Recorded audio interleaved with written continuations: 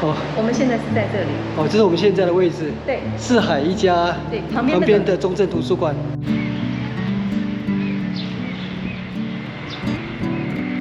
大家好，我是 Tony。我们这2天来高雄左营旅行，今天是第2天，刚刚参观完再见886台湾眷村文化园区，现在继续走往附近的左营军区故事馆。这里也有 U-Bike 出租站，欢迎光临四海一家。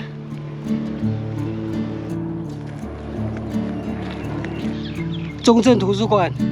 左营军区故事馆就在里面，镇海晋江。哦，这个海锚是上面是刻着昭和17年4月，所以是日本海军的遗留物。哦，这里有简介，日治时期海锚是1942年昭和17年，日本佐世保造船厂制造，重达6吨，专用于水谷。在我的印象中，我们的海军作风一向比较开明，观念比较进步，在这里就得到一个名证。昭和时期建造的海锚，伫立在左营军港附近，而且昭和2个字完全没有被涂改过的痕迹。啊，海军赞，尊重历史。啊，这个旗杆也蛮特殊的，这是1954年下水的永固军舰的桅杆，民国102年除役。现在屹立于左营军区故事馆。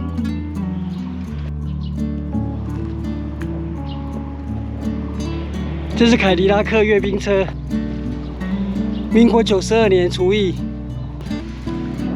我现在进入左营军区故事馆参观了。左营军区故事馆，资阳军舰，所以这边全部都是已经除役的军舰。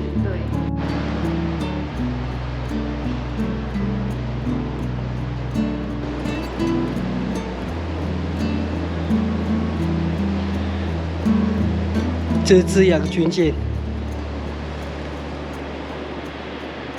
哇，这个设计的非常好，很有现场感。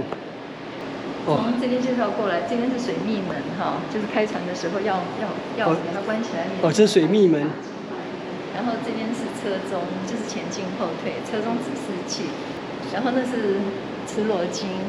这个是美规的，等一下往里面看，还有一个日规的啊，这是方向盘。哦，这是方向盘。哎，这就是舵轮。哎，然后这个是那个雷达显示器，就雷达显示器，看这个就可以看到旁边有没有其他的船，或者是渔船啊、商船，可以看。那是舰长座椅。哦，是舰长座椅。对。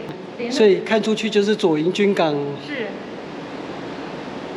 年的海图，再加上49年的空拍照，然后以1:600的比例，1:600的比例，对，做出来的。然后这里是左营港，然后沿着寿山过去，那边是高雄港。好，哦，这是左营军港。对。哇，这是从海上的方向眺望左营军港。哦，这是我们现在的位置。对。四海一家。圆环那个是纪念塔。哦，纪念塔。旁边那个白色的建筑。哦，那边就是镇海营区。对，就是镇海营区。那最早是高雄警备府，然后后来政府拨迁来台之后，曾经是海军总司令部的所在地。对，这是莲池潭，然后那边是大龟山、小龟山。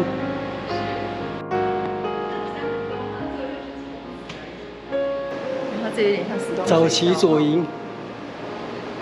从这边开始，我们分9大单元。这个地方开始，台湾就快要落入日本人的手里。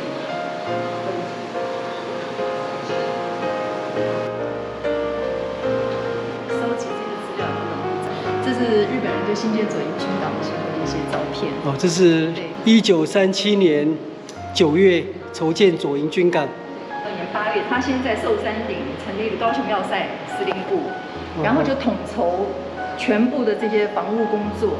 它除了新建左营港之外，它还有建一些军需部啊、机场、第6燃料厂、海滨营，还有医院，还有独立供水电系统。哦，高雄警备府。这就是镇海营区。哦，这是后来的镇海营区，也曾经成为我们海军总司令部所在地。是。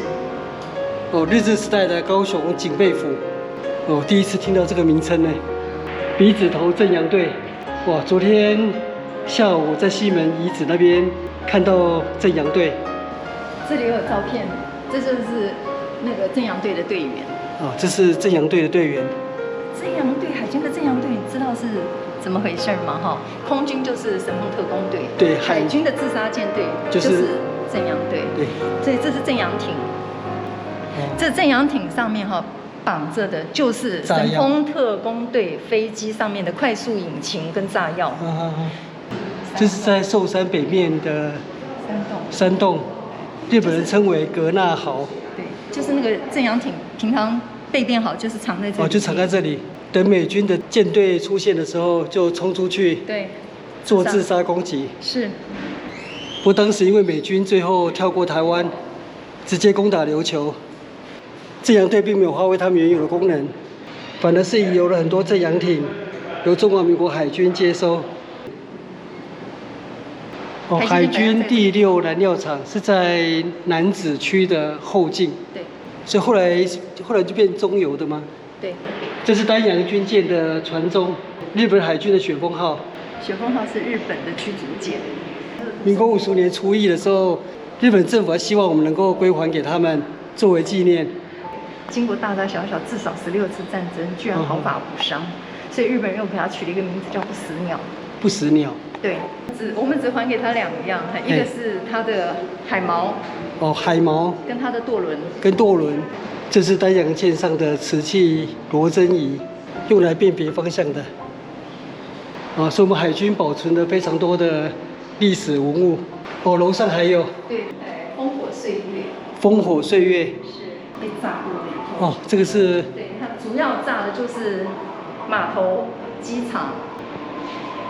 哦，这是美军轰炸左营军港的照片。这边也有。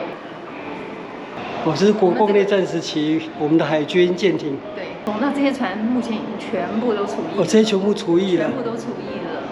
这驱逐舰吗？杨志浩一定是驱逐舰啦。哦，你有没有发现中美联合？哦，中美联合。对啊，中字号、美字号、联字号、合字号，济阳级，有看到哈？这是目前正在服役的。基隆级，然后还有那个潜艇、潜舰、剑龙级跟嘎比级。哦，这是我们的台湾的潜舰。很大，是32韩式军舰。哦，很多老照片。前面作战后方那个就是后勤一定要补给到，对，前方2层，前方作战后面2场。哦，海军有这么多学校。对，现在官校还在。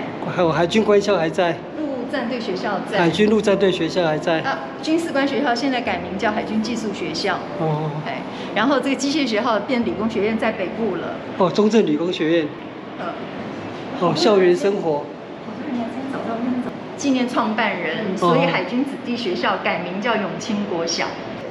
永清国小就是在原来日本的海军旧库房，桂永清总司令在那边设立海军子弟学校，所以后来为了纪念创办人，就改名为永清国民小学。哦，李喜明上将。哎，前2个星期。哦，前2个星期还有回到他所创立的左营军区故事馆。对，就是他。啊，这就是前参谋总长李喜明。对，这一位就是你看3颗星上将，3星。李喜明上将。对。左营军区故事馆就是他创立的。在他手上指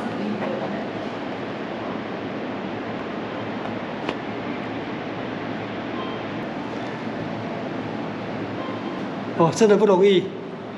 海军除了会打仗以外，也有很丰厚的这个人文素养，才能够创立这么一个史料丰富的一个资料馆。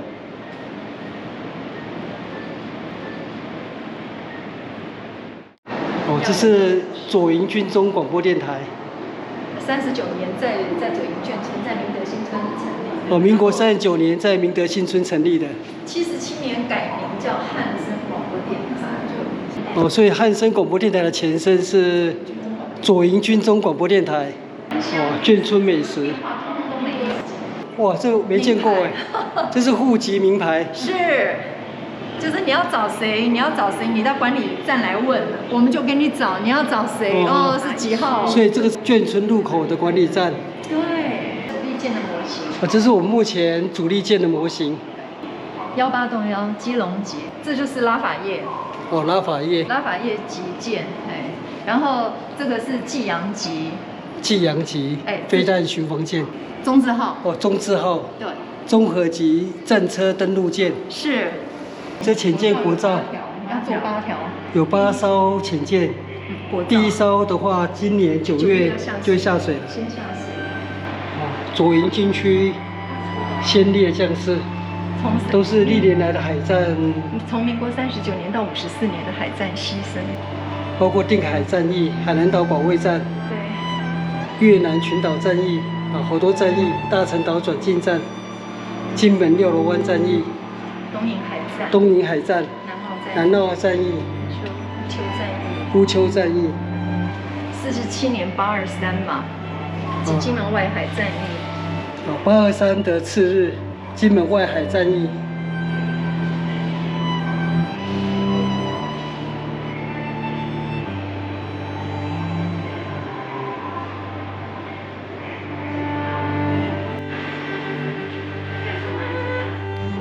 我们2天1夜的高雄左营之旅，最后一站就是左营军区故事馆。最后一站，感动最多。我们现在离开左营军区故事馆，待会就骑 U-Bike 回饭店，拿我们寄放的行李，然后再搭计程车到高铁左营站，